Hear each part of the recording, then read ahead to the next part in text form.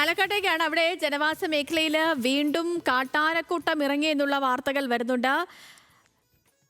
വേനൂലിലെ കൃഷിയിടത്തിൽ ഇറങ്ങിയ കാട്ടാനക്കൂട്ടം കൃഷി നശിപ്പിച്ചു. ഇന്നലെ അർദ്ധരാത്രി കൃഷിയിടത്തിൽ ആനകൾ എത്തി. നാട്ടുകാർ ചേർന്നാണ് ആനക്കൂട്ടത്തെ കാട്ടിലേക്ക് തുരത്തിയത്.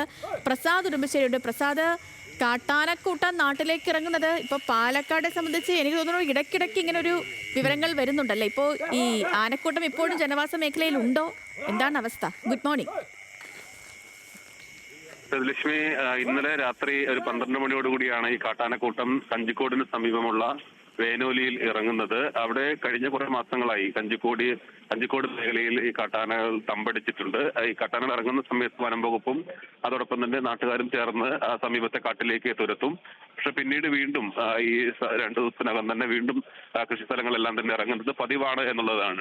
ഇന്നലെ രാത്രിയും 12 മണിയോടുകൂടി കാട്ടാനക്കൂട്ടം ഇറങ്ങിയിരുന്നു. നാട്ടുകാരും വനംവകുപ്പും എല്ലാം ചേർന്ന് കാട്ടാനകളെ ഇപ്പോൾ തുരത്തിയിട്ടുണ്ട്. എന്തായാലും ആശങ്ക ആ മേഖലയിൽ നിൽക്കുന്നു എന്നുള്ളതാണ്. ഏറെ ഏക്കർ കണക്കിന് കൃഷിയും പിന്നെ ആനകൾ ഇറങ്ങിയതിനു ശേഷം കൃഷി നശിച്ചിട്ടുണ്ട് എന്നുള്ളതാണ് നാട്ടുകാർ പറയുന്നത്. ശരി, പ്രസാദ് ഉടുമ്പശ്ശേരിയാണ് വിവരങ്ങൾ നൽകിയത്.